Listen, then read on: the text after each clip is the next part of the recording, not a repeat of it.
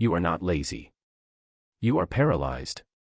The difference between those two states is enormous, yet most people collapse them into the same insulting label. A lazy person feels comfortable in stillness. A lazy person experiences calm in stagnation. They sit back, consume entertainment, and feel no internal conflict. Their mind is quiet. Their expectations are small, and their ambitions rarely challenge their limits. But that description does not resemble the experience you are living through. You may sit still, but internally you are not resting. Your mind is sprinting at full speed while your body remains frozen in place. Inside your head there is constant motion. You are constructing futures, imagining victories, replaying conversations that have not yet happened, calculating strategies, designing businesses, visualizing transformations of your body, your wealth, and your influence. Entire empires are drafted inside your imagination. Every possibility is examined from every angle. Every scenario is simulated again and again. Instead of relaxing, your mind runs an exhausting marathon of possibilities. When nothing materializes in reality, you judge yourself brutally. The exhaustion you feel is not from laziness. It is the exhaustion of potential energy with nowhere to go.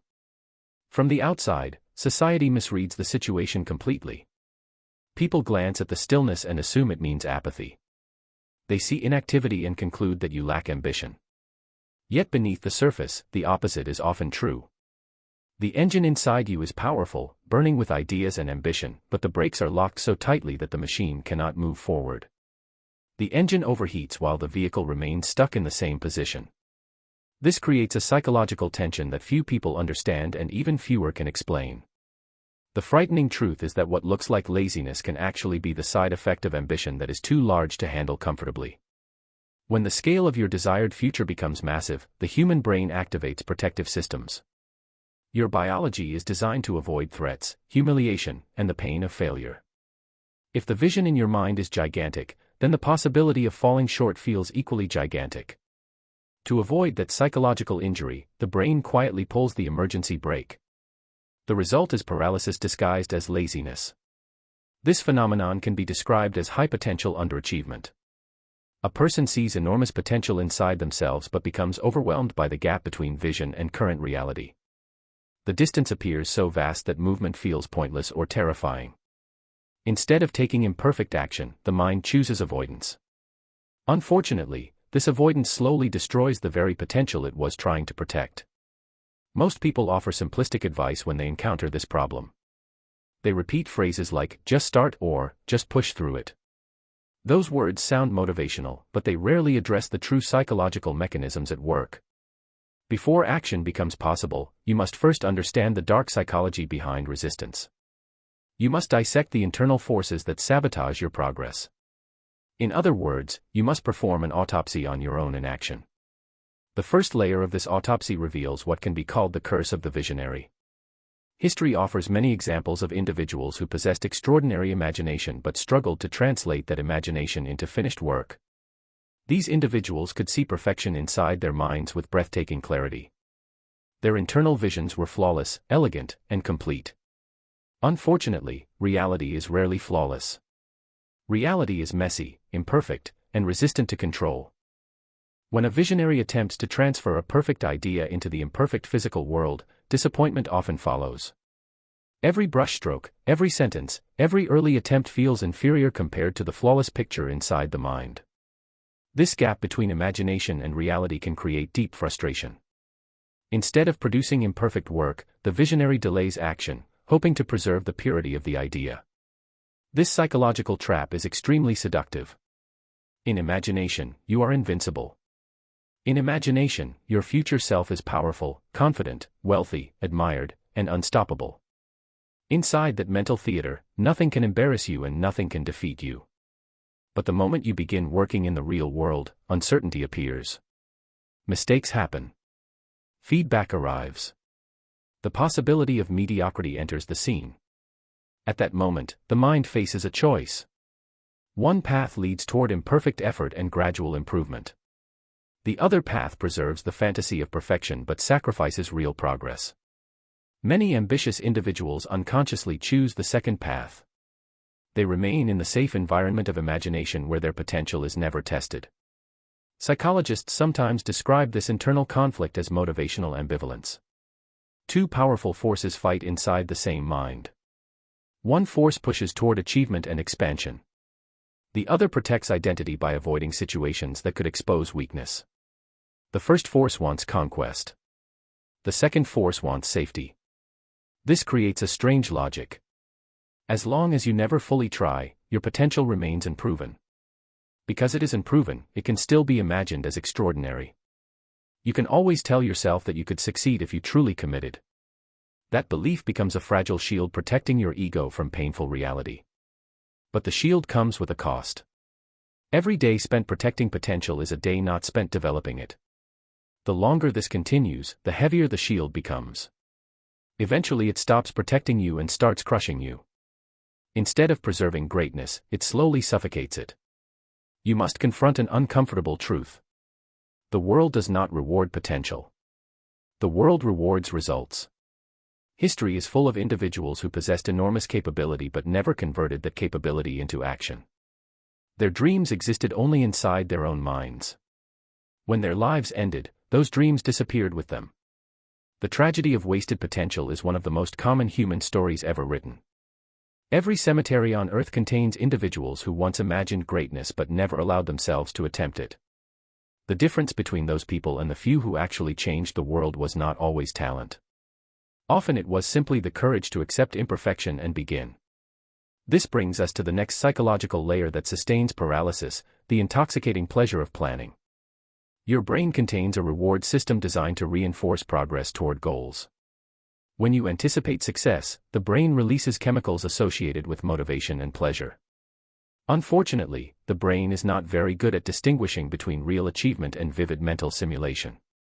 When you spend hours planning a project in great detail, your brain interprets that activity as progress. You buy notebooks, download productivity applications, design schedules, outline strategies, and research optimal routines. Each step feels satisfying. Each step produces a small chemical reward. By the time the planning session ends, you feel strangely accomplished even though nothing tangible has been created. This is the architect's illusion. Drawing the blueprint of a magnificent structure produces excitement, but constructing the structure requires slow, repetitive labor. Bricks must be laid one by one. The process is noisy, exhausting, and rarely glamorous. Planning stimulates imagination, while construction demands discipline. Many ambitious individuals unknowingly become addicted to the planning stage. They love the rush of possibility that arrives at the beginning of a project. They collect ideas like trophies. But the moment execution begins to feel difficult or repetitive, enthusiasm fades. The result is a graveyard of unfinished attempts. Half-written manuscripts, abandoned fitness plans, partially launched businesses, and dozens of bookmarked tutorials accumulate over time. Each unfinished attempt whispers the same message: the idea was exciting, but the reality required persistence. Real ambition is not cinematic. It rarely resembles a dramatic montage filled with inspiring music and triumphant moments. Instead, it usually looks like someone sitting alone in a quiet room repeating a difficult task thousands of times until improvement appears. The ambitious mind often resists this reality because it craves stimulation and novelty. Yet greatness is built from repetition more than inspiration. If you wish to move forward, you must detach yourself from the intoxicating pleasure of endless planning and step into the less glamorous world of steady execution. That step feels uncomfortable because it exposes uncertainty and vulnerability. But it also activates the only force capable of transforming potential into reality: action. And action, no matter how imperfect, is the doorway through which every meaningful achievement must pass. To understand why action feels so difficult for many ambitious individuals, we must examine a deeper psychological layer rooted in early life experiences. A surprising number of people who struggle with procrastination were once labeled as naturally gifted during childhood. Teachers praised their intelligence. Assignments felt easy. Success arrived quickly without requiring significant effort. At first glance this appears to be an advantage, but hidden inside that advantage is a subtle trap. Children who succeed effortlessly rarely develop the habit of struggling through difficulty. Because results arrive easily, they learn an unconscious equation: talent produces success. Effort seems unnecessary. Meanwhile, other children who face challenges from the beginning learn a different equation. They discover that improvement requires persistence, repetition, and resilience. Failure becomes a teacher rather than a threat. Years later, when academic or professional challenges become more demanding, the difference between these two mindsets becomes obvious. The child who learned to struggle possesses a powerful psychological muscle, the ability to keep working despite discomfort. The gifted child who never needed that muscle often feels disoriented when easy success disappears. Suddenly tasks require sustained effort. Competitors are equally intelligent. The margin for error becomes smaller. At this moment the gifted individual faces a terrifying implication. If success now requires effort, perhaps the earlier identity of being naturally exceptional was fragile. Perhaps the effortless victories of childhood were not proof of superiority but merely the result of easier environments. This realization threatens identity itself. When a task becomes difficult, the mind interprets that difficulty as evidence that the gifted label might be false. To avoid confronting that possibility, the brain activates a freeze response. Instead of engaging with the challenge, the individual delays, distracts themselves, or abandons the task entirely. From the outside, this behavior appears to be laziness. Internally, it is closer to fear. The nervous system interprets the challenge not simply as work but as a threat to identity. If the work is attempted and the result is mediocre, the old belief of being naturally extraordinary might collapse.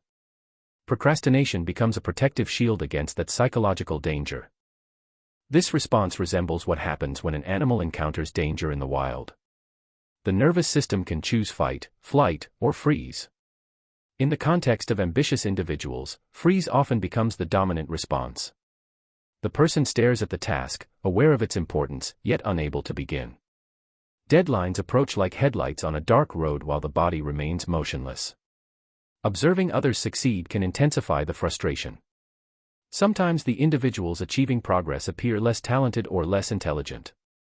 Watching them move forward triggers an uncomfortable thought: if they can do it, why can't I?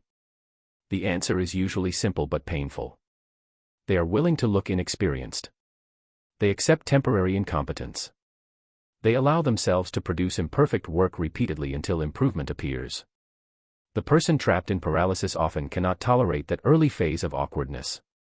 Their internal standards are so high that the first imperfect attempts feel humiliating. Instead of enduring the temporary discomfort of learning, they remain trapped in the illusion of potential. Escaping this prison requires a radical shift in perspective. Instead of protecting the identity of being exceptional, you must abandon it completely. The moment you accept that you are not special, a surprising freedom appears. When you stop defending an image, you become willing to experiment, fail, and try again. That willingness is the foundation of real progress. Another powerful illusion contributes to the cycle of paralysis: the belief that you are too tired to pursue your ambitions. Many people finish their daily responsibilities feeling mentally drained. They tell themselves they lack the energy required to work on personal goals. On the surface, this explanation seems reasonable. But beneath it lies a paradox.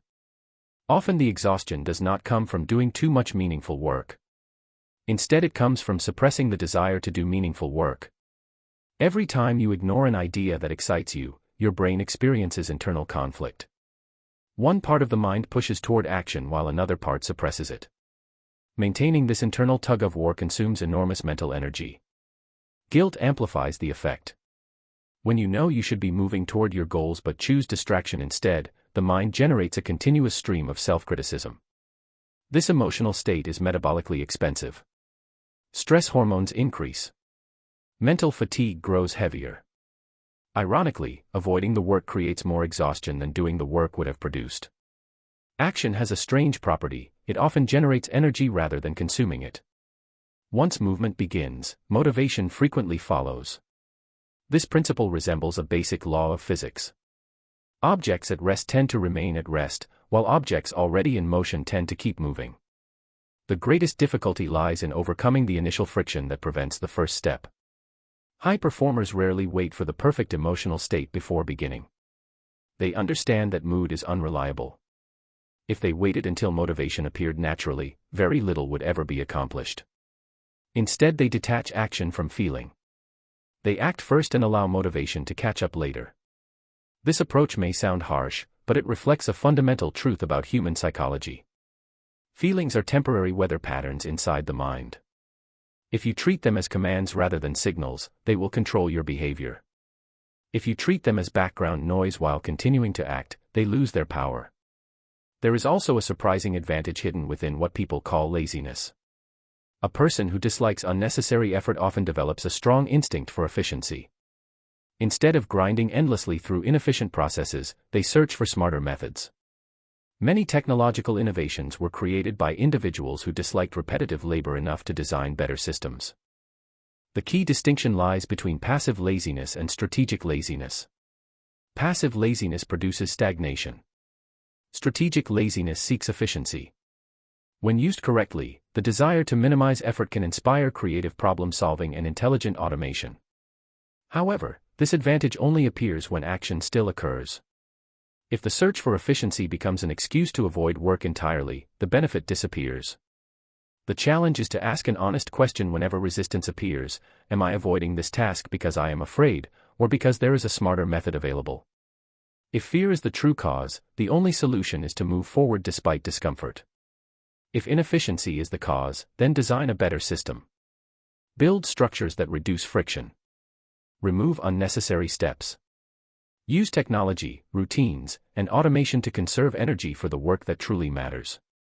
By learning to distinguish between fear and inefficiency, you transform what once felt like a weakness into a strategic advantage.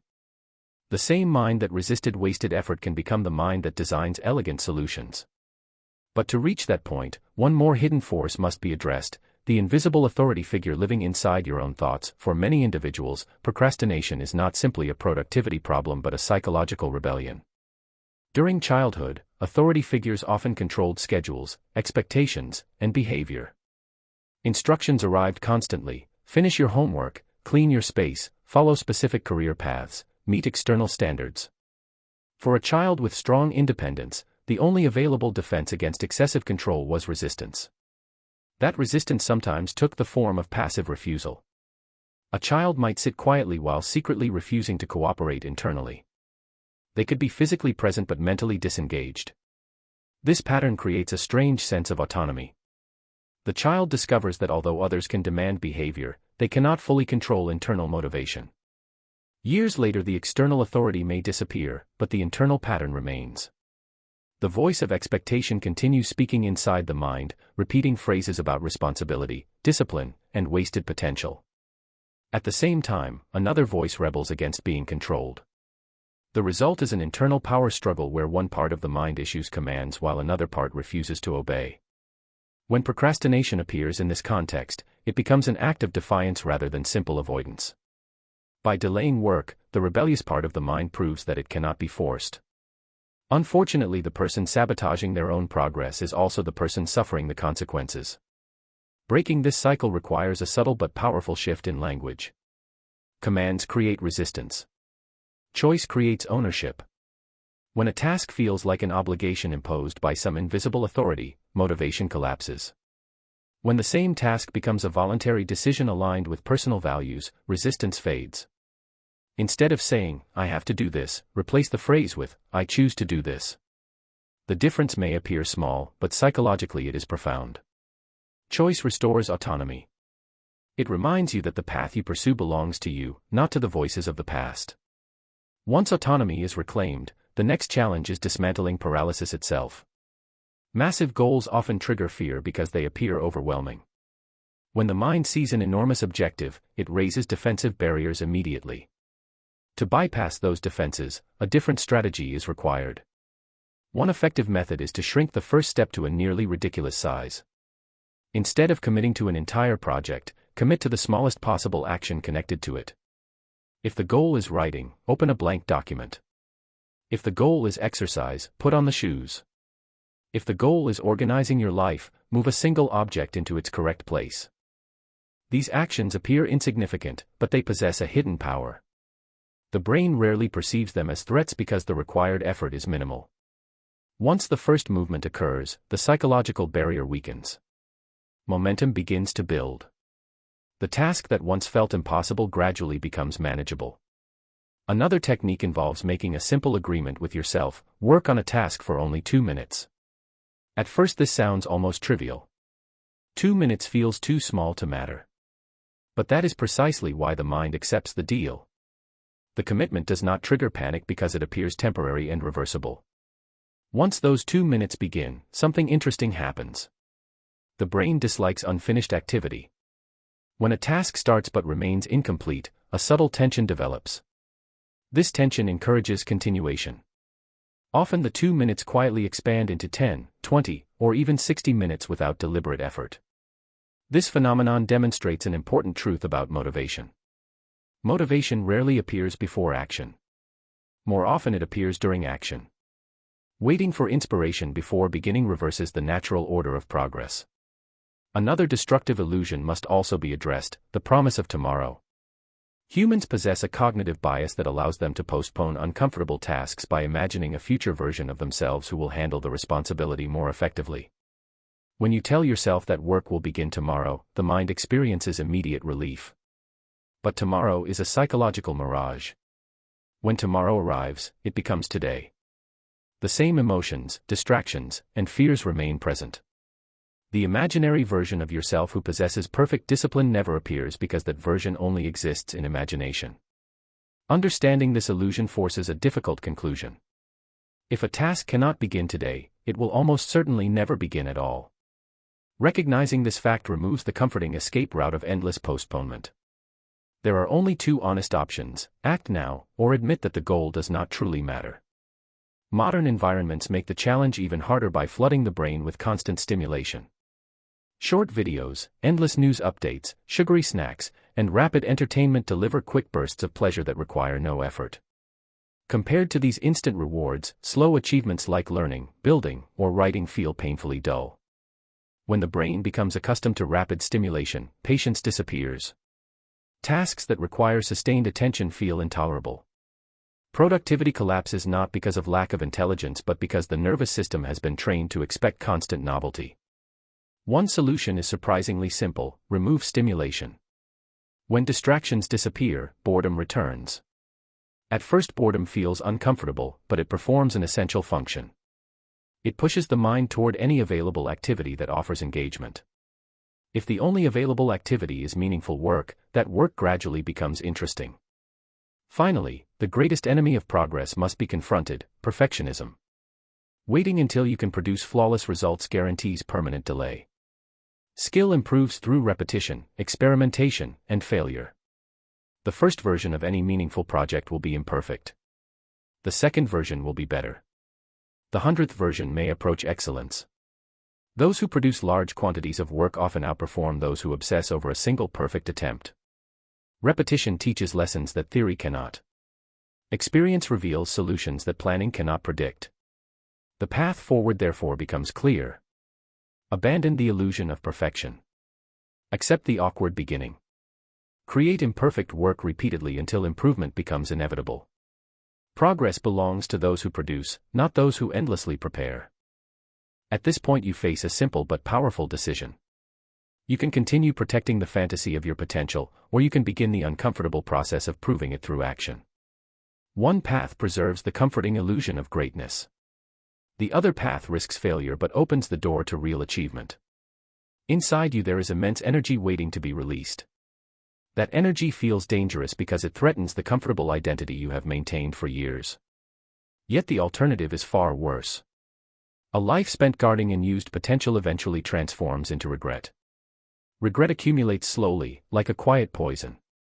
It grows heavier each year until it becomes impossible to ignore. Discipline, by contrast, produces temporary discomfort followed by long-term freedom. You have been holding your breath, waiting for the perfect moment to begin. That moment does not exist. There is only this moment, imperfect and uncertain. When you finally act despite that uncertainty, the paralysis begins to dissolve. You are not lazy. You have been asleep beneath layers of fear, habit, and distraction. The moment you begin moving, even imperfectly, those layers start to break apart. Wake up. Move. Begin with something small if necessary, but begin. Because the greatest tragedy is not failing while pursuing ambition. The greatest tragedy is allowing ambition to suffocate quietly without ever giving it the chance to breathe.